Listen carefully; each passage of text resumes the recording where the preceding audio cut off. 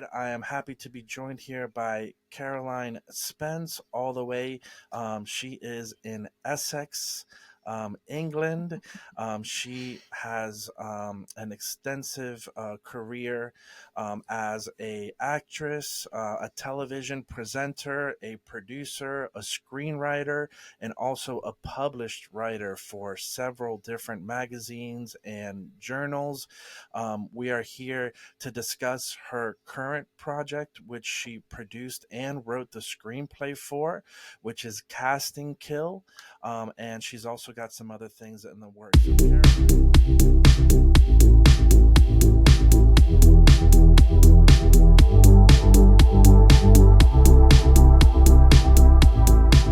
hello, everyone. Thank you for pressing play and listening and watching to this special edition of We Like Movies. As always, my name is Juan. My other buddies are not here, Kevin and Mark, but I'm very, very happy to be joined by my special guest here. We're going to be discussing her career, current projects, as well as some future projects. Before we get into that, please remember that you can check us out wherever you listen to your podcast, and please follow us, comment, subscribe, like, share, do all that good stuff. Show us some love so that others can kind of see what we're doing, and we can share our love for film with other individuals, while also maybe exposing them to some new stuff through our reviews and whatnot. But all that stuff aside, there'll be links for that in the description. But again, so yeah, Caroline, thank you so much. Welcome. Thank you for joining us. How are you? Hi, thank you for inviting me on your show. I am fine, thank you. Your introduction makes me sound very important and very, yeah. So I'm impressed with myself. uh, you've done a lot. I mean, you have quite the career, and you're, very. You have your production company, right? Which is Raya Films, which you have established with the director that you work with a lot, which is James Smith, correct? Yes, that's correct. Yeah. We both founded Rare Films back in 2004, predominantly making documentaries, and then we segued into feature film probably around 2000. Oh, I don't know, 2009, 2010, something like that. Okay. That's quite a while now. Here we are in 2023, and you and James, I believe, Casting Kill is your fifth project that you've done together, and but you have other stuff in the works, so you're pretty busy with your production company and all these other projects that you've got going on. Yeah, we've been well since 2015 when we shot our first feature film, our debut feature film. We've just been apart from a bit of a yeah, we've been trying to make films consistently since then, because our debut feature film, Do Something Jake, spent 3 years in post production. That kind of like didn't keep the conveyor belt rolling as much as we liked, but and then the pandemic popped up, and that put a hiatus on things as well. But we've been trying to make movies consistently since then. Well, we've been trying to make movies consistently since around 2012, but nothing. We were trying to find proper money, but nothing materialized. So in the end, 2015, we just went forth and shot our feature film on pretty much no money, our debut feature film. So that's how we've been going so far. But you were talking a little bit about your production company, your collaboration in that with James Smith. So, do you mind, yeah, telling us just a little bit more about that? Yes, so Rare Films we formed in 2004, predominantly to make documentaries, and so that's with James Smith, and he directs, and I kind of write. And in that, back in the day, when we were doing documentaries, I was presenting, and then we sort of started to dabble in feature film, around 2000, 2010, 2011, something like that, writing screenplays, and I absolutely found my forte writing screenplays. I absolutely loved it, Mhm. and we tried to make raise an actual budget for various feature films, but that was never forthcoming because we're nobodies and nobody wanted to trust their money with us. We got no track record. Mhm. Um, and we came close a couple of times, to be honest. Started making connections with people, but those people, unfortunately, long story, but they turned out to be those rogues you hear about Mhm. in the film Mhm. industry. So that never materialized. In the end, we 2015 we decided, right, let's just give it a go and try and make a film with no money. Mhm. And so that's what we did. Mhm. So we made our debut feature film, Do Something Jake, in 2015, and just continued continued moving on from there. Mhm. From there on, it became, crowdfunding was becoming a thing, and Mhm. or more of a thing for filmmakers. So we were able to raise, a little bit of money for a couple of our other films. Never the big bucks, I'm afraid, Mhm. but Mhm. enough to sort of get going on a feature and get them produced and post produced and out there in the big wide world. So Mhm. that's it in a nutshell. Mhm. Um, so yeah, thank you for that. It's very, very interesting. So you made your first feature film, right, which you said was Do Something Jake. Hmm. And so what was the response for that? I imagine again making a film on no budget, it's there's a lot of moving pieces. It's I'm sure it was extremely difficult to pull that off. Um so yeah, what was the response and what kind of encouraged you guys to, keep going, let's make more films, let's continue doing this extremely difficult work? Well, there's something, Jake, we shot in the Midlands of the UK, and we kind of treated it as a community project. In a way, even though it was a thriller, and we wanted, wanted it to be a commercial thriller, and we managed to, just get some really cool actors on board, including a guy and an American actor, Ed Berchtold from New York, and he flew across to play the main antagonist. Hmm. And we shot the film in 3 weeks, um, and unfortunately, it took us 3 years in post production Wow. because we had various problems with the music score and Hmm. what was it? Just sound design. The Hmm. first guy who came on for sound design wasn't quite, getting it. So we, Hmm. we amazingly found that some other people approached us to Hmm. help out, and it was and they worked out really well. And we when we finally finished the film, we premiered it in a big cinema, 286-seater cinema, I think, in the Hmm. town that we shot the film, and we absolutely packed it out. It was amazing. Hmm. It was the most terrifying and yet brilliant night. It really was. And we went on and we won an award for best feature film for it in a regional um, film Hmm. awards, Hmm. and it's now on Tubi, and Hmm. a little plug there Yeah. on Tubi, and Uh-huh. and it's done. Yeah, it's done really well. We had a really really good response to it, and Hmm. I'm very proud of it. Hmm. It's not perfect. It was our first feature film, but it gave us the confidence. Then, as you say, how did it encourage us to move on? Yes, it really gave us the Hmm. confidence to move on and make some Hmm. continue trying to climb the ladder and improve what we're doing and learning. Hmm. Yeah.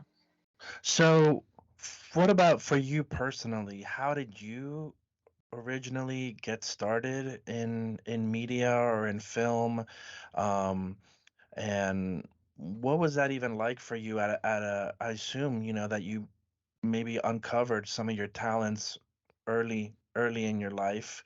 Can you just kind of maybe give us, for you personally, how you even got started and what kind of compelled you to move in this direction? Well, I guess it's an unconventional way I kind of got into this. I think when I was growing up, it was the 70s, and I was I was really into drama and acting. I was painfully shy, as a lot of actors are actually.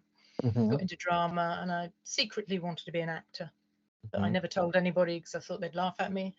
So, Hmm. fast forward a couple of decades, and my next big goal was to be a presenter, a television presenter in the realm of in the genre of natural history, wildlife, ancient Hmm. history, evolution, that kind of thing. So I thought the way to get into that would be to write, and hence I started writing, and I got published. Did quite well. I got published in some pretty big magazines, print Hmm. magazines. This was pre online days. This was And so that and this is writing about nature, wildlife. At that time, yeah, this is what you were involved in, correct? yeah, that's Hmm. right. Because I mean, it wasn't it was just it was a thing on the side. I mean, I never went Hmm. to. I was just I was a secretary. I was Hmm. secretary, worked in admin. Just Hmm. jumped from one job to another, Hmm. doing that kind of office stuff because I didn't enjoy it. So Hmm. I kept moving around because I got bored. And on the side, I was trying to build this other career in writing and being, maybe, oh, then I'd be discovered as a television presenter. Hmm. Of course, that didn't happen. But through contacts, I got invited to be on a television show where they it was one of these shows where it was called I Want That House. It was where people go abroad and want to Oh buy yeah. a property Uh-huh. internationally. Because I knew the island of Tenerife very well in the Canary Islands, Uh-huh. I was asked to go and be on this show, but through a contact. Because, but it, they wanted me to play the part of the realtor, which Hmm. I'm not a realtor. Hmm. I have not a clue about selling properties. But the actual realtor on the island didn't want to be on television. Mm. So I thought, oh yeah, okay, I'll do this. I can go and pretend. So let's go show what kind of, you know, how trustworthy these shows can be. Um, but yeah, I thought I'd go and I could, I'd meet these TV people. I get and make contacts. I get a segue into the television industry, and I can, you know, make my mark on and do what I wanted to do. And Hmm. but it didn't work like that because it was just yeah. Wasn't too impressed with the TV crew. They were very Hmm. unprofessional. Hmm. And in the end, just couldn't wait to finish. I couldn't wait to run away and just leave them behind and escape Hmm. this thing we were going through.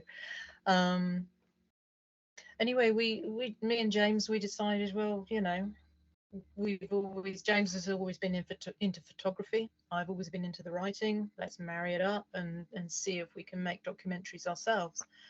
And hence the documentary side of things Hmm. came about, and we Hmm. produced a couple of documentaries back in the day, Hmm. ancient history, natural history, that kind of, and extreme sports. um, yeah, we were doing quite well there as well. And Hmm. to make money, we were doing corporate stuff, commercial stuff, Hmm. which Hmm. unfortunately we didn't enjoy because it just took us right back into the kind of like the environment that we were trying to escape from in the first place, i.e., office work. How do you make people were selling fridges? How do you make fridges sound interesting? It Hmm. wasn't a creative thing that we Hmm. really wanted to get into. Hmm. Um, and then the recession hit, and the bottom fell out of that market.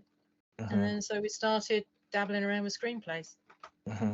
and that's where we kicked off our narrative feature career. Hmm. It's interesting to me that you kind of went from documentaries and then into features, Hmm. because I feel like, at least maybe I'm way off on this, but it feels to me like maybe making short films would have been a transition in between that before jumping into features? Did you make any short films, or was that ever anything that you guys considered, or you just always knew it's features? Well, yeah, you see, that would have been the sensible thing to do. Go and make a short film first and learn. And actually, that's what we did end up doing. We made a short film called. We tried to make a film set in the city centre of London, Hmm. like a thriller, like a corporate thriller. Hmm. We were trying to get proper money for that. We'd written it, and that didn't happen. Again, nobody's gonna fund our features because we haven't done anything. Hmm. So we then decided, okay, well, let's take that idea and turn it into a short film, and just go and make this short film. So we did make this short film first before we made Yeah. the feature. Keep Okay. Up If You Can, and Okay. we had some amazing locations that were just given to us, these beautiful hotels in the centre of London. Hmm. And we made this little film, and it's not an ideal film, but it got some good comments from the BBC Hmm. when we submitted it to them, and Hmm. so it got some nice comments from them. It got into the Rutger Hauer's Film Festival in Milan. Mm. That's it. And but the main thing is, I learned a hell of a lot about Hmm. filmmaking, and Hmm. that's why you make short films first. Yeah. Yeah. Yeah. I And then mean, from there, yeah, we went we yeah. we jumped right back into the deep end with features. Yeah. I mean, yeah, some of the best filmmakers, Quentin Tarantino, Paul Thomas Anderson, Hmm. they're the first ones to say the best way to learn is to go out and shoot a film, right? And just Yeah. try it and learn while you're doing it. It's very, on a personal level for me, it's very inspirational what you guys are doing and what you have done, where you have this love and this passion for screenwriting, and James for, cinema and visuals, and Hmm. you've just said, hey, we're gonna make our own path, and if someone doesn't want to support this, that's fine. Well, you shot things on phones. This latest Yeah. casting kill, you shot it in 6 days, in Hmm. the midst of COVID and obviously financial restrictions and so many things. And the fact that you're plugging away and you're doing it and you're going to these film festivals, and getting your stuff out there is awesome and so encouraging and really, really inspirational. So I commend you guys for that. And so yeah, keep going. Um, I so just say it's raining here really loudly. okay. I don't know if you can pick that up, and I've just heard some thunder, which is fun. Okay, So okay. Well, it is England, or London, right? I've yeah. heard I've heard that happens quite a bit. Um, so let's see. I did. Well, no, I won't go into that. I was gonna say, I did read an interview that you did for Horror Revolution in 2022, which was really interesting. But then there was also in your bio a really great story about when you went scuba diving, and had a kind of a scary situation there. That you were able to get out of. But Hmm. so you're pretty adventurous, it sounds Yeah. like. And Yeah, aside from a passion for cinema, mhm, I've always been very active in sports. Horseback riding, mm, running, scuba diving. mhm, Used to fly birds of prey as well. When I was a kid, I grew up in the New Forest in the southern England, and I was just mhm, like forever running around, mhm, climbing trees and that. But yeah, the scuba diving incident was I, I I started scuba diving because I love sharks. mm, And I love sharks because I watched Jaws, and mhm, very controversial, but I watched Jaws. It's one of my favorite films, and I just became absolutely fascinated with these animals. mm, And the more I learned about them, the more I learned they weren't these monsters that people think they are. So I, mhm, I took up scuba diving to because I wanted to see sharks, and mhm, I did a lot of diving off the south coast of England and never saw any sharks. And then so I started going to Egypt, mhm, And on one trip, I went to southern Egypt, and we went to a reef called Elphinstone Reef, and I don't like going deep. 30 meters is my limit, and they took me to 40 meters, and I was absolutely furious, and I was actually beginning to panic, and I was going to shoot to the surface, which would have killed me. Yep. Then I saw these sharks. I saw these beautiful, beautiful sharks, and it just stopped me thinking about shooting to the surface. And I just stayed there and I watched them. So I wrote an article for the Guardian newspaper about this, called "How Sharks Saved My Life," and so that documents what happened there. But I ran out of air down there. I had to buddy breathe with my partner all the way back up. Okay. It's getting really loud, this rain now. I don't know if you can hear it. I can hear it. It's okay. If you wouldn't mind sending me the link to that article, I'd love to read it and then also post it in the description of this interview. Cool. So I guess now changing pace a little bit, I'd love to talk about the film, and then I have other questions that surround that, about your process, but definitely so we'll get into that. But so as far as casting Kill, would you mind introducing that for us? Just telling us, just about what the movie's about. Okay, so Casting Kill is it's a psychological horror slash thriller in with a very Hitchcockian vibe. It's been inspired by the works of Hitchcock, and it tells the story of a Hollywood casting director who comes to the UK and undertakes a kind of a sinister casting roadshow on the pretense of offering up Hollywood roles for actors in the big Hollywood blockbuster.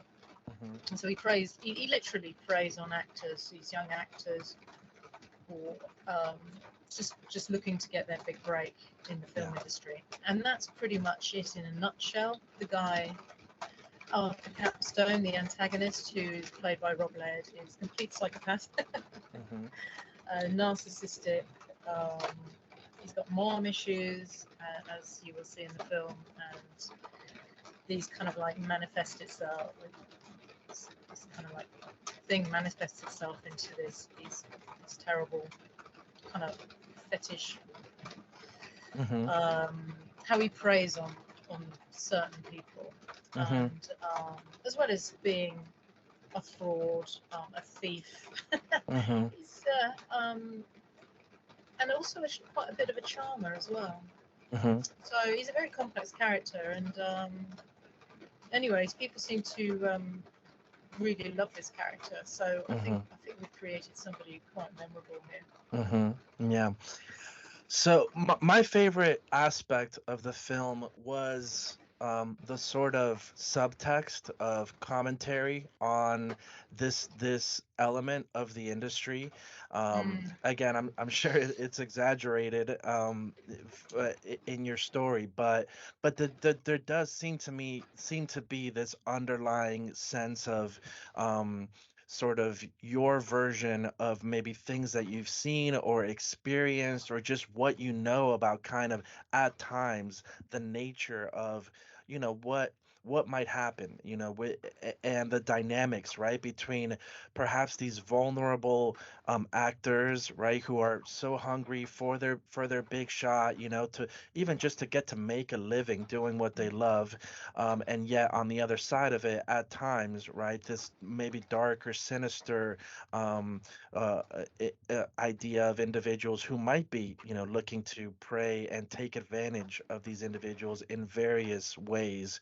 I mean, sometimes we've kind of seen that play out, with individuals like Harvey Weinstein and whatnot. So for me, that was really the most interesting part, was sort of that commentary. Would you like to speak a little bit to that? Was that sort of an intentional thing that you were kind of utilizing to build this world and to build especially the character of Arthur Capstone?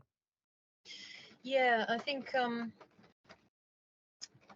whole kind of subject matter of how these actors are put themselves in a very vulnerable position with somebody who they deem to have a lot of power. There's almost like a satirical look on the film industry as a whole. Obviously, yeah, Weinstein being the obvious one, where and it's been going on for decades. Since the beginning of cinema, you've had the casting couch, haven't you? So, the young actresses who are desperate to get a role in a big movie, they come to Hollywood and they get exploited, and and they think they're gonna make it big if they you know go along with what these people in power want them to do. But it's also a reflection on the BS that is Yeah. put across in the film industry. We've certainly been to quite a few seminars here in the UK where people have just like spouted this rhetoric that just doesn't, they're talking about incubating and nurturing, and none of it. They're saying all these words, but none of it really means anything. It's just like they're reading from a manual, and it's all very cynical. In our view, in our opinion, it's all very cynical, and certainly in the UK, they can be very there can be a lot of nepotism going on. Yeah. But no, it's just a, in terms of our experience in this, I mean, I haven't really had much experience, being in that kind of position, but we've certainly been in the position of auditioning people. Yeah. And on the flip side of the fence, we've had some very crazy funny experiences where actors come in and what they say and how they behave, and we put some of that into the film. One we didn't put into the film was where a guy came along and he was in the audition eating his lunch. It's like, you should have had your lunch before or after, right? But some of the things people say, I would just want to be in a film that, one of the characters says, I just want to be in a film that it's got to be a story that needs to be told. They're trying so hard to impress the person they're auditioning for, whereas really they should just be natural and be themselves, but also be very, very on guard, because as we know, there's a lot of sharks in this industry, and you've got to be careful. We've been the victim of some of these people who have said one thing and means something completely else, and have tried to exploit or steal from us and things like that. So just be on guard to see, who can you really trust anybody? This is the thing. Can you really trust anybody? Just be aware. Yeah. And I mean, I love that the combination of the story that you've written in this film, along with, again, your actual life and your company and what you're doing, when you combine them both, I love, that again, it's also saying like, look, there's alternatives. You want to make films or you want to act, Hollywood is obviously the big machine, but it's not the only way, and it might take you a very long time, or you might never make millions and millions and become a household name, but do you want celebrity or do you want to make films? Do you want to be creative? And if so, then you don't necessarily have to put yourself in a position where you're going to be exploited and maybe even much worse. Like, there's other ways to go about this, and there's other people who are doing interesting things and making films that are alternatives to just succumbing to being prey to a predator. That's just gonna take advantage of the position that you're in. So I love that message, Yeah. Oh, that's cool. Yeah, I mean, it's the same with filmmakers. If I hear stories where some indie filmmakers have made a really great movie, and then the Hollywood producers pop along and say, yeah, okay, we're going to give you a 3-picture deal, and then they go and make their 3-picture deal with these Hollywood producers, and it turns out to be a nightmare because You know, that these guys are all controlling, Mm-hmm. and maybe these indie filmmakers haven't got the, I don't know, the experience or confidence to stand up to them and say, no, I'm not going to do it your way. We're going to do it our way. Mm-hmm. Um, so you know, it happens. You know, it's something to be aware of for everybody in the industry. Yeah. So, as far as the story and the script, how did this come about? When did you write it? I believe it in that interview that I read, you said that oftentimes in your collaborations with James, he'll kind of work up a treatment or share an idea with you, and then you kind of take that and flesh that out into a screenplay. How did this one specifically come about? Well, James pitched this idea to me because we're you know we're always looking for how can make films on a very small budget, but Mm-hmm. that's really effective. So he pitched this idea to me of this guy who preys on actors desperate to win their big break. It's all about auditions, and it's set in one location. Now, in the past, when we've tried to shoot, when I've tried to write things, films set in one location, it's never worked. I just like Mm-hmm. my mind explodes, and I start to add locations, add cast, and it's just make Mm-hmm. myself into a right mess. Yeah. It gets very expensive. But Uh-huh. anyway, we managed to do it with this one, and we raised some money through crowdfunding, and just enough to shoot, but obviously, yeah, we raised the money throughout the pandemic. So when it came time that we were able to shoot Cast and Kill, it was at the trail end of the pandemic when people had just been let out and we were allowed to go out and do things again Mm-hmm. together. But there was still a lot of restrictions in place. So we decided, okay, we got a tiny amount of money. COVID is a big problem, so we thought let's let's jump in the deep end and make this film in 6 days Mm-hmm. because that's what all we could afford to do. Okay. But also it had the added benefit of if anybody got struck down with COVID, hopefully we would have got as much in the can as possible before this Mm-hmm. happens. Mm-hmm. Yeah. so so that's pretty much what we did. Yeah, what James normally does is write a loose treatment, Mm-hmm. and then I kind of jump in and flesh it all out, Mm-hmm. and then it goes back to James, and he'll do the director thing and rewrite. And Yeah. Yeah. but we work on it together. Once I've got the basic first draft of the treatment, then we then work, bounce it back and forth and work on it together Yeah. until we're both happy. And Yeah. that's how we work generally. Can you speak a little bit towards just indie films in general?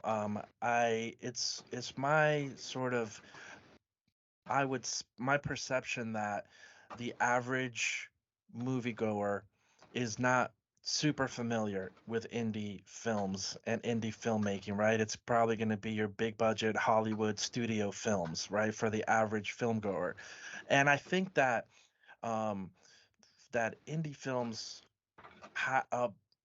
are challenge or they have the challenge when it comes to that type of audience of sometimes being judged in comparison to a studio film, right? Without maybe someone realizing, hey, we only had 6 days. Hey, we only had $1,500 or something, whatever the case may Yeah, be. We yeah, and so I think sometimes someone will be exposed to a film. And I would say that I've probably been guilty of this in the past as well, right? And maybe just criticizing and complaining about certain elements without realistically taking those things into consideration um, to do sort of a fair comparison or a fair critique of a film with all those limitations, so does that make sense, like in the question that I'm asked, could you just kind of speak a little bit into that when in promotion of your film too, and in the work that you're doing specifically in as an independent filmmaker. well, I think the film landscape is improving in that respect, in that more and more people are getting a becoming passionate about indie film. I mean, Mm. don't get me wrong; they still love to see the Top Guns of this world and Mm-hmm. the big shiny productions, you know, produced in Hollywood and or elsewhere. But indie film is growing um, rapidly. I think is with the technology that we've got at our disposal, is more affordable. More people are being able to have these opportunities to produce films for very Mm-hmm. little money, but produce them really well. And I've been quite pleasantly surprised that there's a huge audience out there for independent movies. Mm. Um, and and I think there's some people out there that will only watch independent movies. I mean, Mm-hmm. not not a Mm-hmm. huge amount, but there's still some people that really, you know, love to watch these more grassroots guerrilla stuff. And I think Mm-hmm. it helps when you know we've had some real successes in the past with El Mariachi Mm-hmm. and other, you know, kind of some of the Blumhouse stuff and a lot of the horror stuff. I mean, the horror Mm-hmm. genre is for independent film is huge. It's Mm. just enormous. And I'm Mm-hmm. talking horror in terms of the slashers and the zombies and Mm-hmm. the vampires, not our cute little Hitchcockian film Mm-hmm. over here. Mm-hmm. But but I think it's improving big time. In the UK, it's very disappointing that the cinemas don't want to screen independent films. They just want to Mm-hmm. have the big tentpole Hollywood productions, so they won't support independent film producers, even though some of the cinemas are independent cinemas themselves. So that's disappointing here. I believe it's a bit better in the US. I'm still researching that. You've got the four wall culture over there, which makes it more, you know, there's more opportunity for independent filmmakers to get their movies in cinemas, in theatres. Mm. And as long as you can get the fans along to watch these films, then that's win-win all round, I think. But Mm-hmm. yeah, I think. I mean, sometimes I say on social media that I don't know if it's true or not, but I like to think that Hollywood is looking at two independent film to see which way to go themselves. Mm. So it's almost as if independent filmmakers are driving what's happening in Mm-hmm. Hollywood, you know, to see Yeah. what people want, what the Mm-hmm. audience, what's the appetite of the audience at the time. So Mm-hmm. it's Yeah. on the rise. Yeah, to your point, I mean, as far as I mean, they should be and they better be paying attention because now when anyone can record a movie on their phone, I mean, you're Mm. gonna uncover, right, so much hidden talent out there, and especially after now a few generations of people that have been living with the internet and have been consuming so I mean there's so much good content these days through streaming services through brilliant shows and films. So it should be a sort of breeding ground for amazing talent. And I think that supporting independent film companies through crowdfunding and through all these areas is a great way to really invest. I mean, right now also there's just we're in Hollywood I think there's kind of like people I think are getting a little bit fed up with superhero stuff and Hmm. remakes and Hmm. sequels and all these IPs and franchises that it's like I think Yeah. it's also creating a space for originality, right? And creativity and people seeking out something that um is different than just this money making machine that we're kind of seeing. Yeah, yeah, I agree. The it I get really annoyed when I see something that was perfectly brilliant back in the days being remade. I think they're Yeah. remaking Salem's Lot, and I'm thinking, nah, why are you doing that? The original was complete. I know it was a mini series that was Mm, then stitched together to a movie, but it's still. I don't think you'll be able to capture that kind of. For me, I don't think you'll be able to capture that kind of atmosphere again. You know, mm, with a reboot, and it's like they remade Point Break. You know, what was mm-hmm, that about? Yeah, so I agree. I think it's Hollywood. Yeah, it's all about. It's a commercial business, and we get that. But yeah, originality and original screenplays, original adaptations. It's what makes a movie world go round. Hmm. Driven by us indie folks. Yeah. So how big was the production team on set for this film? Oh, tiny. Hmm. They had James was cinematographer and cameraman and director. I was producer, script supervisor, and audio technician, and just general catering, everything. Hmm. And then we had a um, a guy who John Waller. He was great. He was like a production assistant, and he stepped in with a lot of the script supervision as well, and helped with locations and organizing things. And then we had other people dip in and out. We had another production assistant come along, Gillian Tully. She came along on the Sunday when we had a huge amount of people Mm. on set, actors on set, and we Hmm. needed help corralling them all. So, Hmm. but that was about it, I think. Hmm. Am I missing anybody? Oh God, Yeah. I'm gonna come away and think, oh, I've forgotten somebody. But yeah, it was tiny. Most of us were wearing a million hats all at the Yeah. same time. Yeah, Um, it's like you said, tiny, but as far as the cast, you still got quite a few actors in there, in yeah, different. There's quite a few roles, yeah, um, in this. I was we did. I was kind of, again, with your history as a presenter, and you did the film Agent Kelly, right? And so with your act, I was surprised that I didn't see you even in the background in this, or any, at least that I don't, I'm not sure if I did. Is that intentional? Like, do you try to avoid at this point having to be on camera? Are you just maybe more focused on the producing and the screenwriting, or are you still up for playing roles and acting as well? Yeah, I'm happy to get my face in front of the camera occasionally. With Agent Kelly, I jumped in front of the camera because I was cheap and willing Mm-hmm. to Mm-hmm.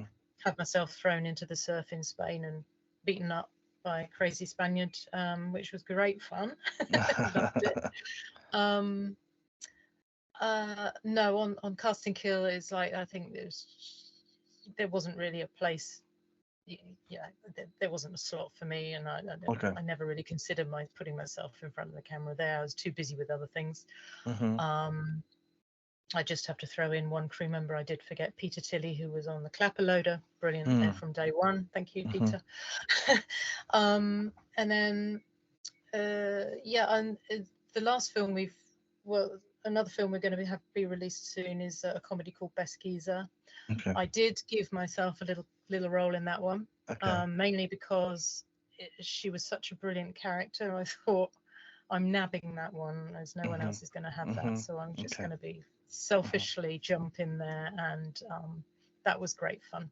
Okay. Totally different character. So Yeah. You wrote that one as well? yeah, it was it was a collaboration between Okay. myself and James. Mm-hmm. I kind of like James came up with well, I think it was my idea originally. I take Mm-hmm. credit for that. And then, Mm-hmm. but then James came up with the treatment, and then together we wrote this crazy comedy set in Essex. Okay. That's coming out. That's going to be premiered in June, on the Okay. 11th of June, Cool. and that's huge. That's going to be a big Mm-hmm. fun production. That's Mm-hmm. Is people are that getting very excited about it anyway. Well, I was curious if that's in that interview that you did, for the Horror Revolution. Is that you were teasing a comedy? This was back in 2022, but you kind of mentioned this comedy that you guys were working on that had a potential, to even maybe draw some Hollywood names or something like that. But it kind of seemed like a big comedy that you had. Uh, in development, or was soon going to be. So I wanted to ask you about that, and I wonder if that was the geezer that you were referring to. I don't know. It might have been. We do have other comedies that are definitely big Hmm. productions, but Hmm. It may well have been we were talking about Giza and thinking we were going to get a lot of money for it and bring in some names, but Mm-hmm. that didn't happen, Mm-hmm. as usual. Yeah. Yeah. Not yet. But Not yet, at least. yeah, we got a bit of money from crowdfunding, but with them we found some amazing actors Mm-hmm. in the vicinity where I am now, Yeah. and from London and Essex, and yeah, who needs names when you've got such up and coming talent? Yeah. Well, listen, in Casting Kill, I felt like Jack Forsyth, he really stood out to me as a really talented. Was is this the first film that you've done with him, or have you Mm, worked with him in the past? And do you see a potential to continue working with him? I thought he stood out and jumped out of the screen as really naturally talented. cool, that's really good. Yes, the role of Dominic was a very interesting one, and the way we cast Jack was a very interesting one because Dominic was originally supposed to be kind of like a cool French guy, like really laid back and cool and Mm-hmm. like kind of like uh, funky kind of dude. Yeah. But the actor who we had lined up for that couldn't commit in the end, Mm-hmm. and he dropped out. And so the guy was supposed to be French speaking, but then we James found Jack, and who is fluent Spanish speaking, Mm-hmm. and we cast Jack literally 2 weeks before we were starting to film. Oh So it wow. was really fast, Uh-huh. and he was amazing because as you've seen, there's a lot of dialogue in this film, and Mm-hmm. he really nailed that dialogue really Mm-hmm. quickly. Mm-hmm. So he just like literally jumped in at the deep end and delivered that performance. So very happy accident there. And but yeah, no, he's I think he's got a big future in front of him. Mm-hmm. Um, he's doing a lot of pretty high end stuff in Mm-hmm. television, I think, Oh wow. and he's also getting good roles in movies. So, Cool. well, I don't know. I mean, I'd like to work with him again in the future, but whether we can afford him or not by the time, Yeah. we'll see. Uh-huh. Well, and Rob Laird too, as Yeah. Arthur Capstone, you certainly in writing this role asked a lot of him, Mm, right? Because he's like multiple, without giving yeah. away too much, but he's Mm-hmm. dealing with some mental health issues, Mm-hmm. yeah, I think you mentioned some mother issues that come up, Mm-hmm. and a lot of kind of just psychosis. So, how did you feel about what he was able to pull off in that role? Oh, he really nailed it, didn't he? I think Hmm. he just didn't seem to have any fear. We Yeah, kept saying, right. "Okay, Rob, are you prepared to do this? Are you prepared to Yeah. do that?" And he's like, "Yeah, sure." Hmm. I mean, he's an ex-rugby player, an ex-international rugby player, so maybe he's just like used to just just going for it. Hmm. So yeah, he really did a lot of really great research into the character, and we gave him a lot of pointers into the kind of character we're looking for. So he really nailed it, and he's had a lot of great reviews for his performance. So Hmm. we're super proud of that. Hmm. Um, so Um, you mentioned both here and in the interview that you did that there was a big this is a Hitchcockian type of horror. Um, was when you set out to write this, is that what you were aiming for, or did that kind of just come about just naturally from the story that you were trying to tell? Yeah, I guess we were aiming for it because we don't do slashers and zombies and gore. I can't do that. I leave that Mm-hmm. to other people who do it really well. Mm-hmm. My genre, and I've always loved Hitchcock movies. I Mm-hmm. grew up watching movies from all eras, from all Mm-hmm. nations, and Hitchcock, of course, is a master. And I just love the way he can portray fear and horror without actually showing anything graphic. Mm-hmm. It's all very clever storytelling, camera angles, editing, and that was that. So that was how we definitely engineered it that way, so that Mm-hmm. we could try and deliver something that was. you know, very tense Yeah. without showing any, and tense and disturbing, but without Yeah. showing anything Yeah. graphic.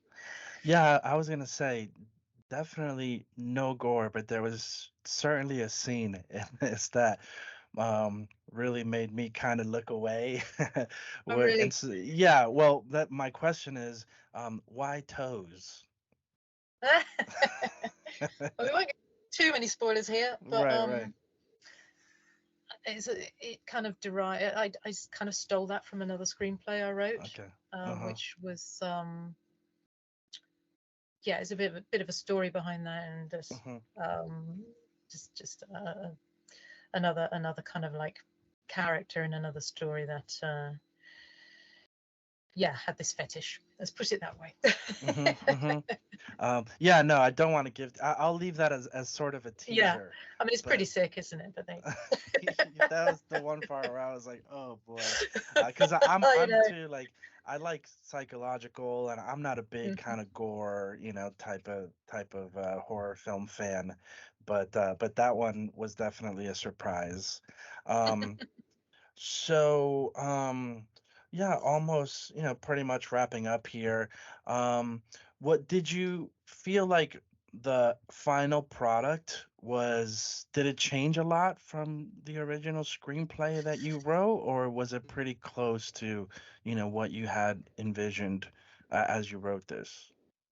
Yeah. Well, the screenplay went through many iterations Okay. because it changed every time we we were trying to find a certain location, but then we couldn't find it. And then other locations fell through, and then we finally found the locations in London, this subterranean studio Mm-hmm. in London, and so then we tweaked the screenplay so that it would match that location, and then we did pretty much film as exactly we had on the script. There was like one or two alterations as we went along, but it was pretty much as was written. Um, Mm-hmm. again, shooting in such a small amount of time kind of like allows you to do that, I guess. Mm-hmm. So yeah. Mm-hmm. So Okay. I have a few more questions, but I just want to check in. How are you doing on time? You're being very generous with your time, but we can, yeah, I'm fine. It says it's 5 minutes left in the meeting, so I I don't know know. it said I think it Mm. just automatically made it for an hour, so Okay. I don't think Okay. it's going to close out, but That's fine. Yeah. I just have a few more. So, Cool. who would you? I mean, we mentioned Hitchcock, obviously, and I think that you're a pretty big horror fan, but who would you say maybe are some of your biggest influences? Ooh. That's a tricky one. Um, I mean, I guess in terms of film, I do love movies from back in the day. Mm, So one of my favorite films, definitely not a horror, is Some Like It Hot, which is a Billy okay. Wilder film. Yeah, Mm-hmm. absolutely hilarious. In the horror genre, another favorite is The Omen, Okay. with Lee Remick and Gregory Peck. That kind of thing really, really is scary and Mm-hmm. so atmospheric. So I just love films and filmmakers who can portray atmosphere and realism. There's a lot of filmmakers maybe nowadays, and a lot of films that come out nowadays that are very shiny and just too perfect, Mm-hmm. and they don't feel real, and hence they don't really. I can't really kind of buy into it. I don't Yeah. feel the fear or whatever. Mm-hmm. So I like films.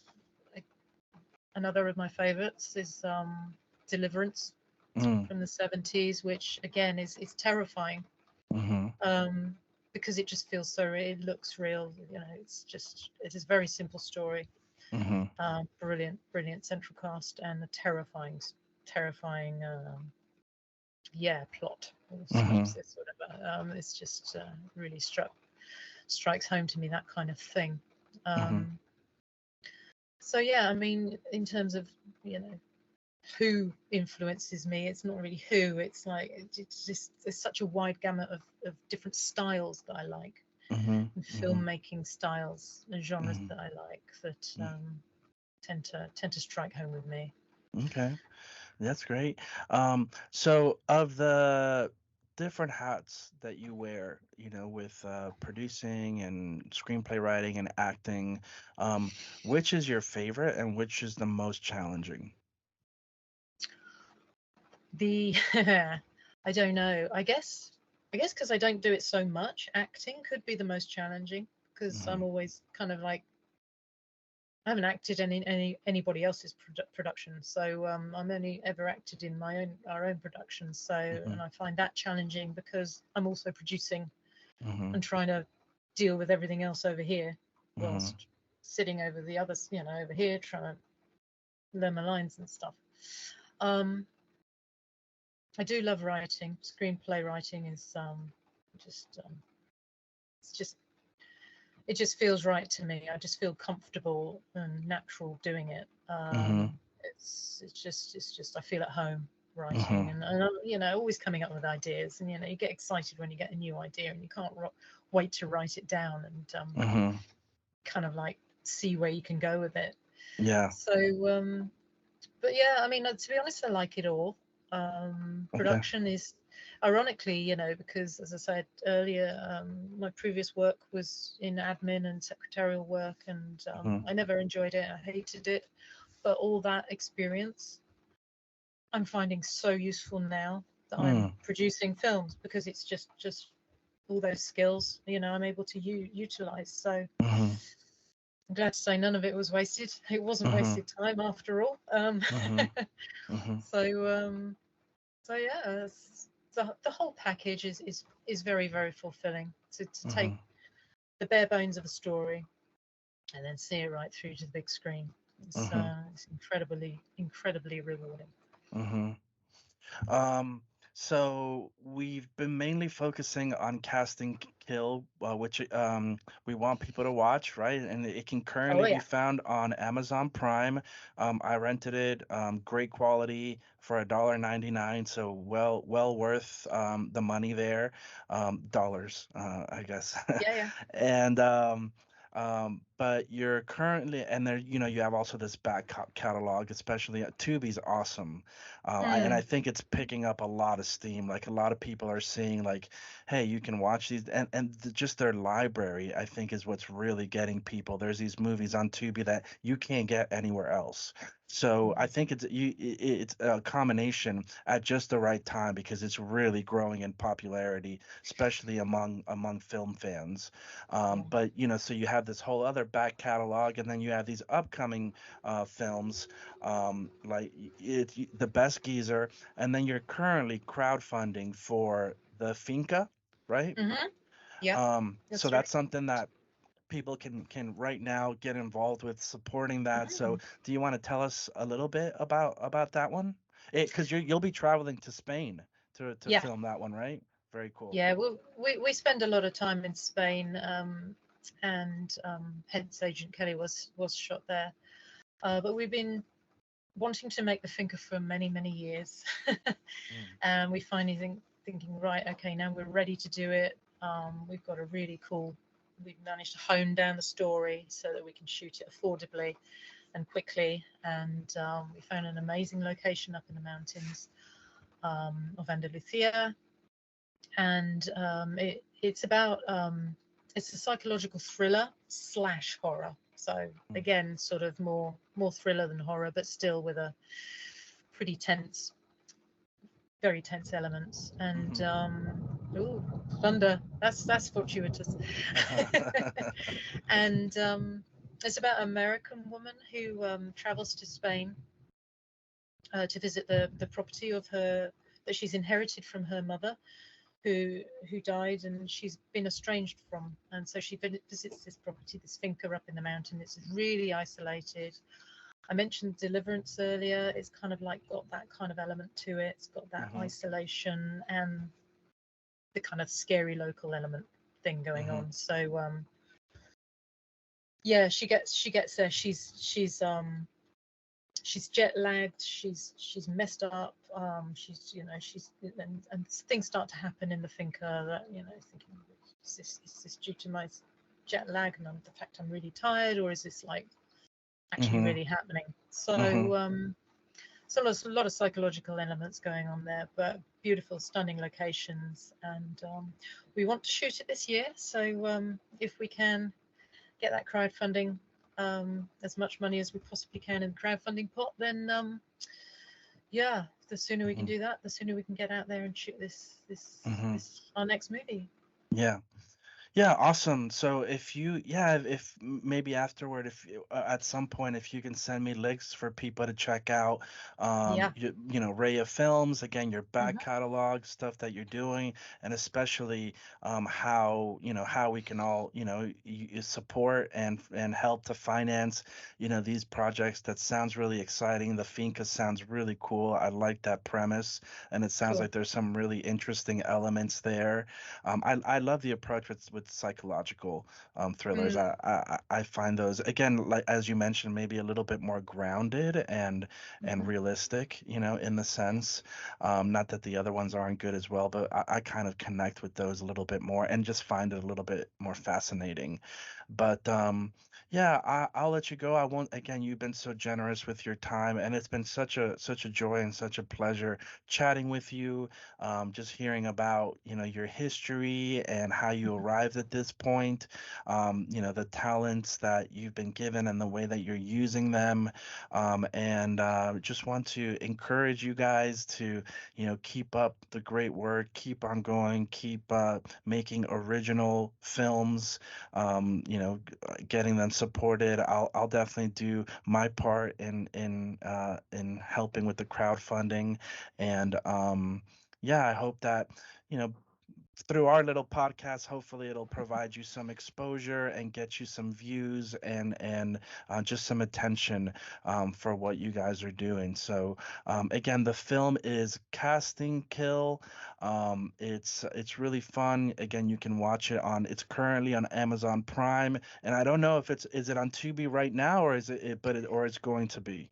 It's going to be on Tubi. Yeah. I know the trailer is up on Tubi at the moment. Okay.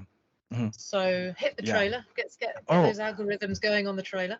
yeah, Get I Tubi also going. for sure we'll have a link to that in the Yeah. description as well. And I did want to say I love your posters and like your artwork, Ah, both for Casting Kill and I think is one for the Finca too mhm. that I saw. Really cool. So whoever's Oh, doing great. that or whoever you're working with on the artwork for these films is doing a really great job. I think they're really cool. That's great. That's great to know. Thank you. Yeah, Yeah. we'll keep using him. He's a great guy. Cool. Yeah. Yeah, and hopefully we'll keep in touch. And again, anything that I can do or any way that I can help, please let me know.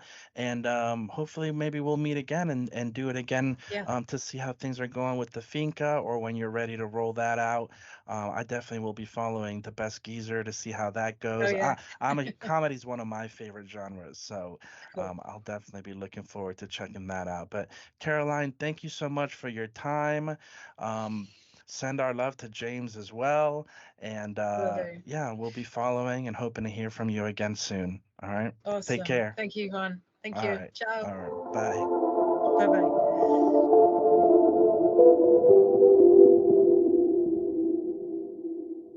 Okay, I think we're done.